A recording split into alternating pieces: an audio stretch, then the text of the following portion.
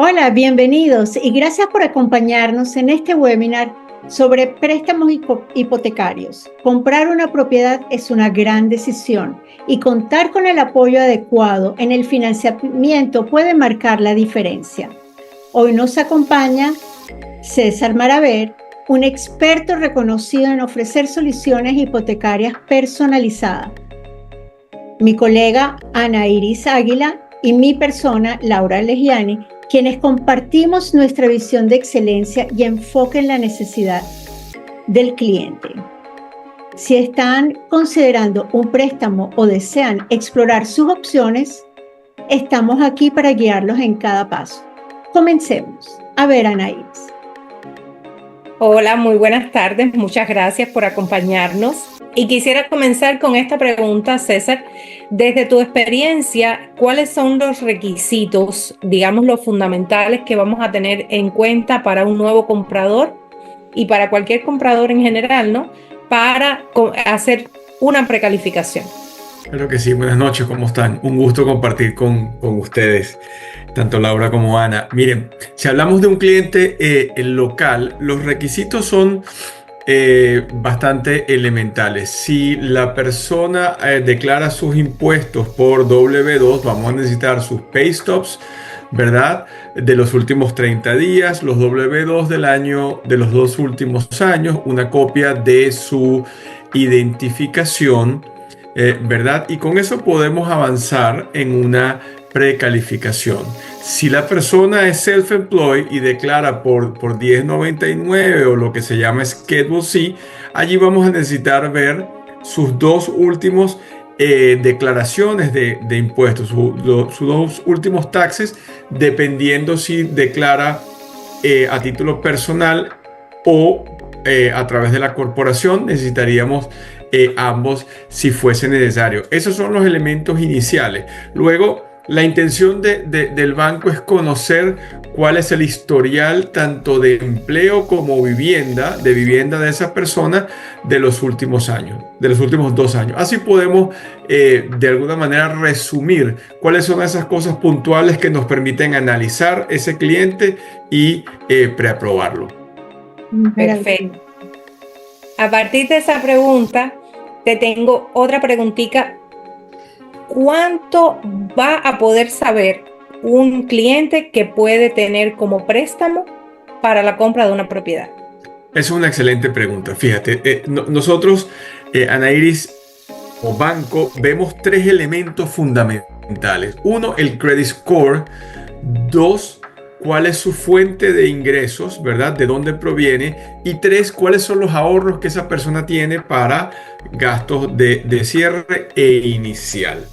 Realmente, para contestar tu pregunta, tiene varios elementos. Lo primero que tenemos que determinar es cuál es el ingreso calificable de esa persona, sea por vía de sus taxes o de sus pay stubs. Entonces, con eso, que es una cara de la moneda, cuánto gana, vemos la otra parte, que es cuáles son sus deudas, cuáles son sus liabilities, ¿verdad?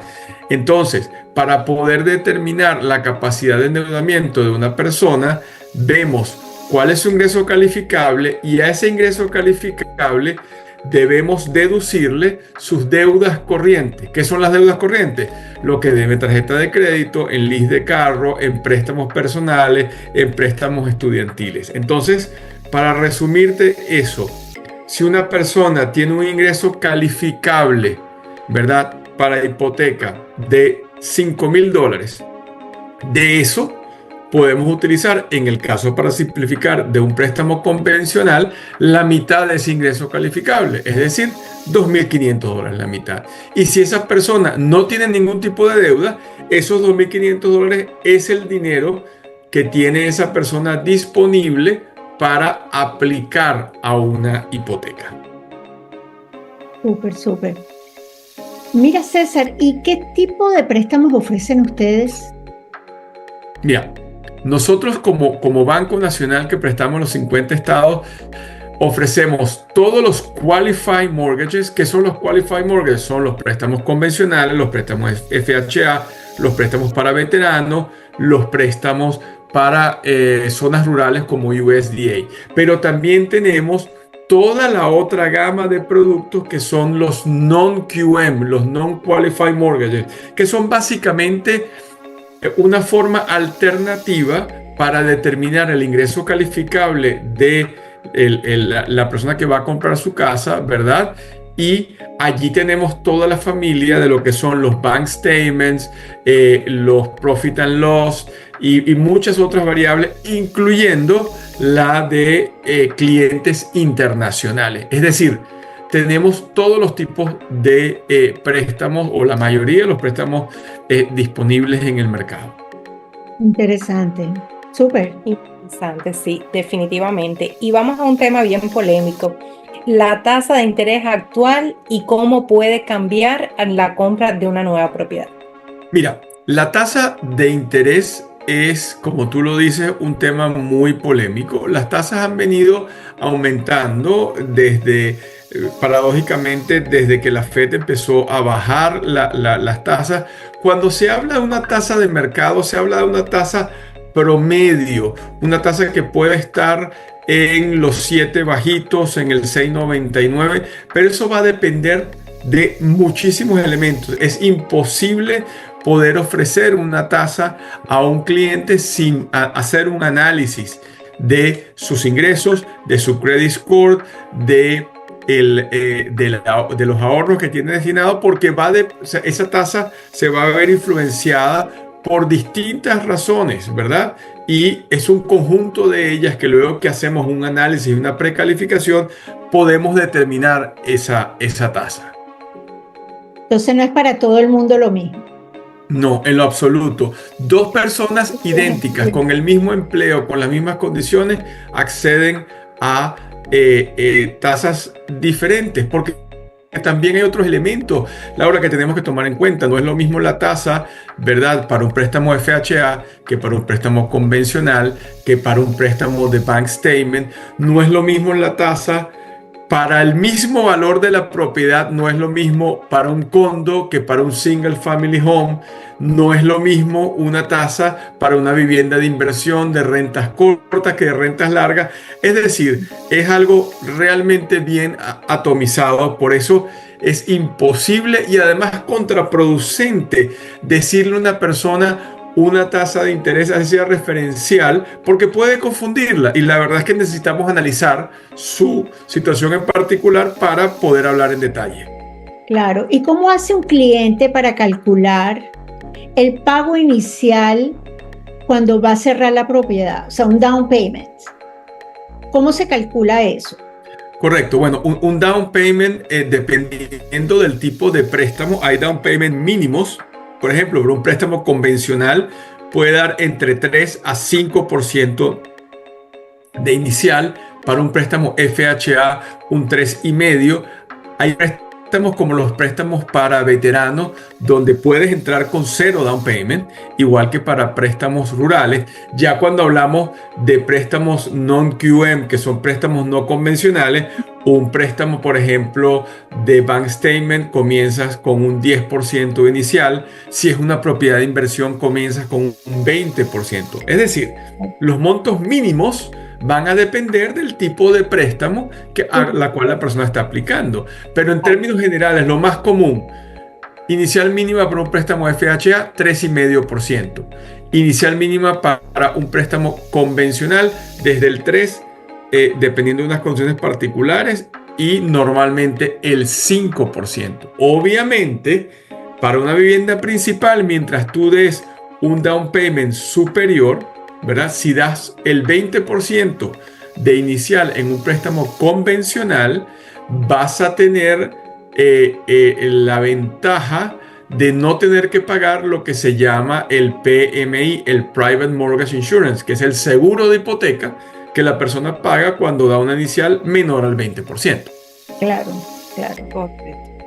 Bueno, ya que estamos hablando de gastos iniciales, down payment, ¿cómo se calculan los gastos de cierre y qué incluyen? Bueno, fíjate, los gastos de cierre, de nuevo podemos hablar de distintas categorías. Tú tienes toda la categoría de lo que corresponde a la compañía de títulos. Tienes todo lo que es la revisión del título, el seguro el título del comprador, como todo lo que implica el seguro de título. Tienes otro elemento también adicional, que son los impuestos, todos los impuestos de registro, los impuestos municipales. Luego tienes, dependiendo del tipo de propiedad que estés comprando, por ejemplo, algunos desarrolladores tienen un developer fee, tienen un fee que es para una contribución inicial de capital, etcétera. Y luego también tienes distintos elementos que ya van más hacia el banco, como los gastos de originación del préstamo. Si el cliente está comprando algo de puntos, también eso va allí. Entonces, también tienes dentro de esos elementos los prepagados, que son los prepaids que el banco te toma, ¿verdad? Tanto la póliza de seguro del primer año de la propiedad, como algún apartado del escrow account para impuestos. Entonces hay una cantidad de elementos que forman parte de ese de esos gastos de cierre. Y si tú le agregas a ese gran bloque que venimos hablando la porción de la inicial, esos dos elementos es lo que se llama el cash to close, que es el dinero que el cliente finalmente va a llevar a la mesa el día del cierre.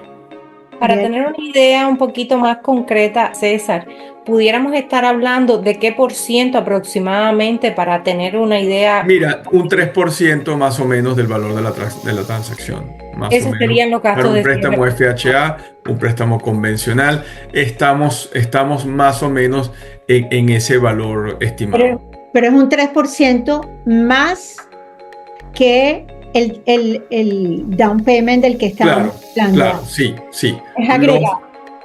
Exactamente. Los gastos de cierre son aparte de el down payment como tal, y el down payment más los gastos de cierre, que compone todos esos elementos, que es el dinero que el cliente debe traer a la mesa, es lo que se llama el cash to close, el dinero para cerrar. Claro. Y mira, cuando tengo compradores primerizos que quieren salir de la renta, que quieren tener su primera casa, el sueño americano aquí en Miami, cuéntame, ¿qué programa de asistencias tienes para esa gente? Mira, hay distintos programas de asistencia, lo que se llaman DPA, Down Payment Assistance, para primeros compradores. Hay programas que son estatales, hay programas que son municipales, o sea, de la ciudad, y hay otros programas que son federales. Pero la verdad, Laura, que el mejor programa disponible en la Florida es el programa que se llama Hometown Heroes, que es un programa que es del estado de la Florida, dirigido a personas que trabajan a tiempo completo en el estado de la Florida, donde su empleador está establecido en el estado, y ese programa es equivalente al 5% del monto del préstamo, ¿verdad? Y ese dinero puede ser utilizado para inicial y gastos de cierre, pero la gran ventaja de esto es que ese dinero, ¿verdad?, no aumenta el pago mensual del comprador de la propiedad. Ese dinero queda documentado como en una segunda hipoteca, y ese dinero no tiene un servicio de deuda, no paga ni capital ni intereses. Simplemente ese dinero queda colocado allí. El monto máximo de ayuda el año pasado eran $35,000, si mal no recuerdo, que es el equivalente al 5% del monto máximo del monto del préstamo. Entonces, ¿qué ocurre?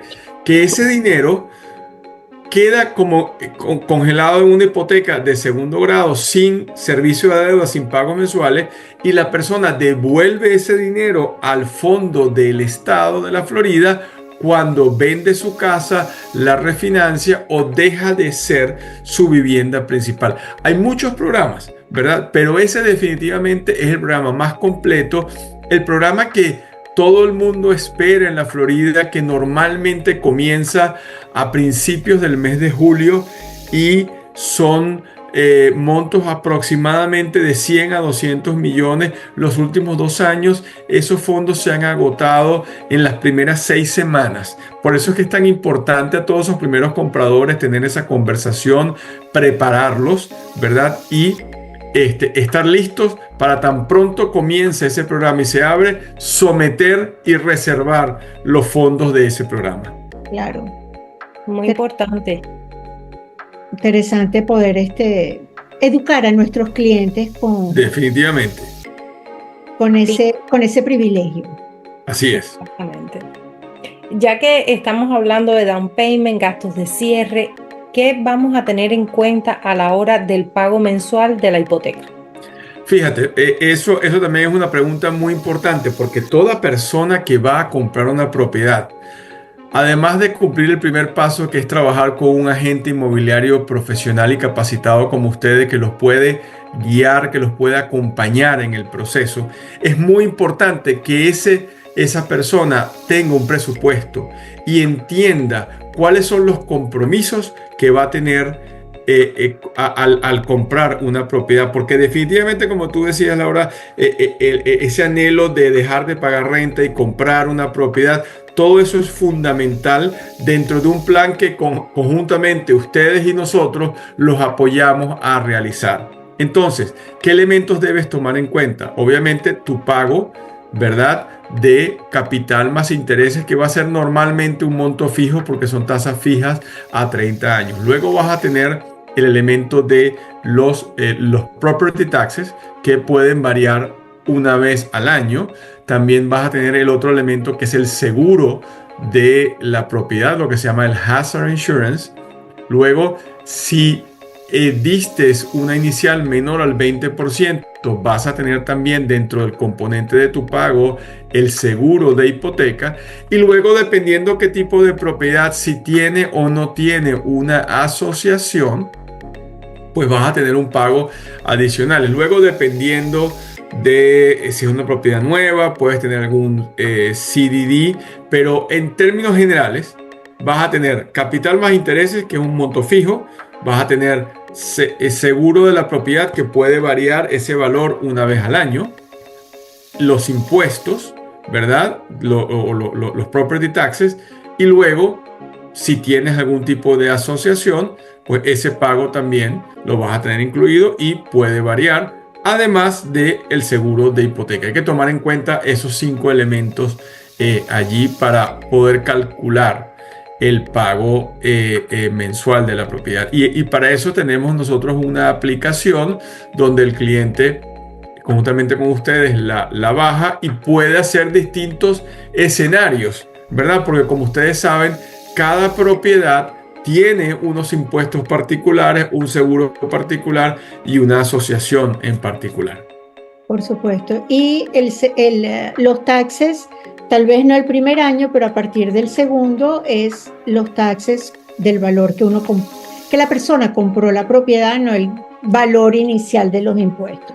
Eso es importantísimo, Laura. Eso es importantísimo, porque la persona puede estar comprando una propiedad donde el dueño actual la haya tenido durante más de, no sé, 10 años. Y entonces, luego, al año siguiente, cuando ya se registra la venta de la propiedad, esos impuestos van a ser ajustados. Entonces, para eso, la página de las distintas ciudades o condados tienen lo que se llama un estimador de impuestos, donde nosotros podemos ingresar. O nos preguntan a nosotras, que es lo más fácil.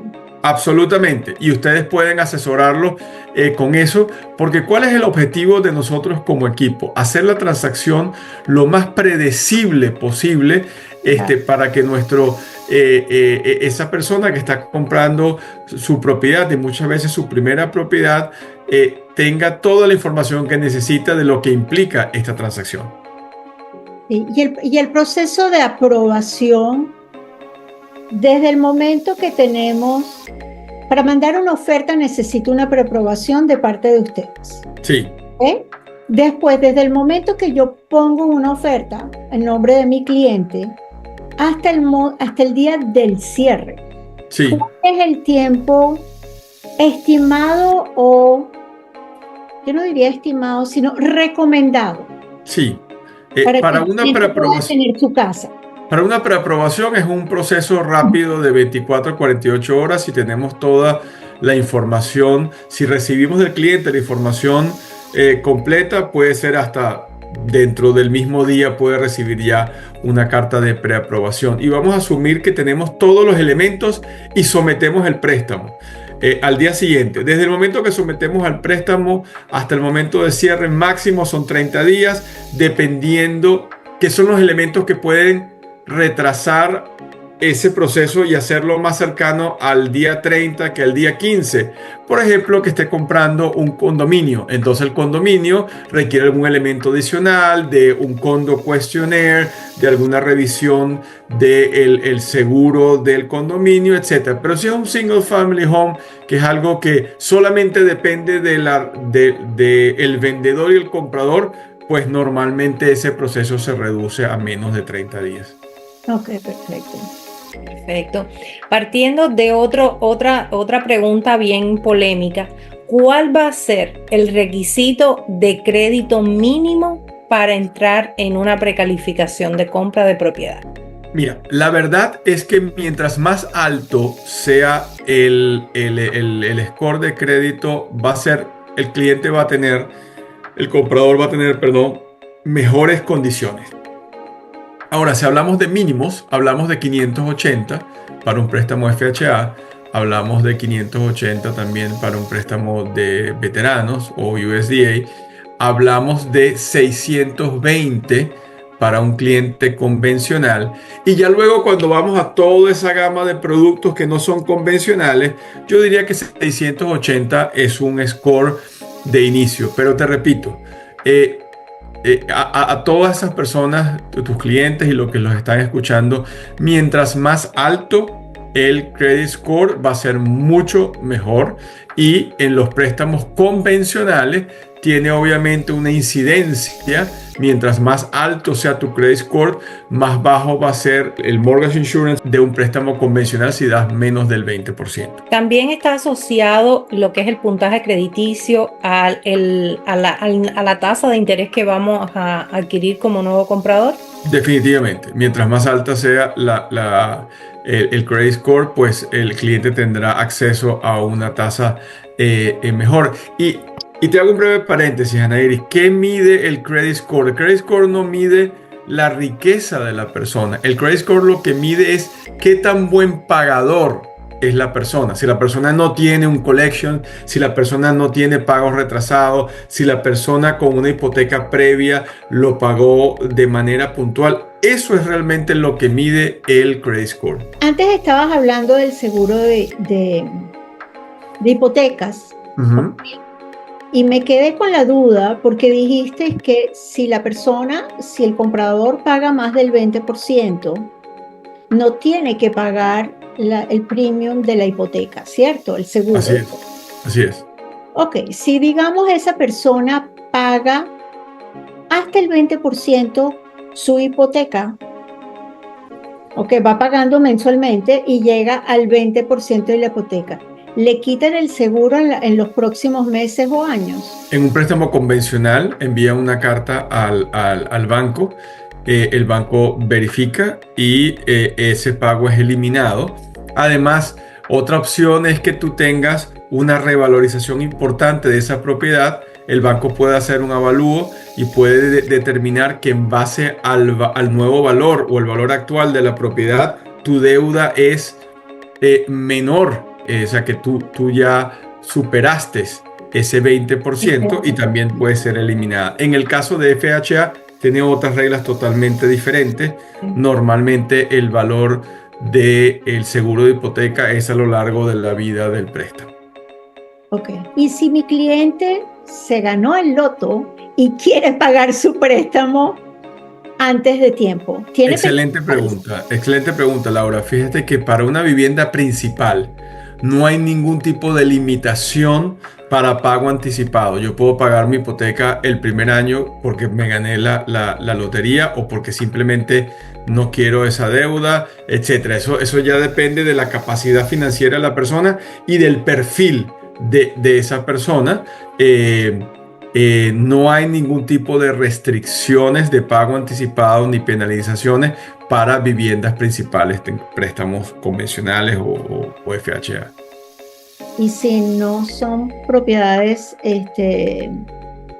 personales, o sea, para vivienda principal.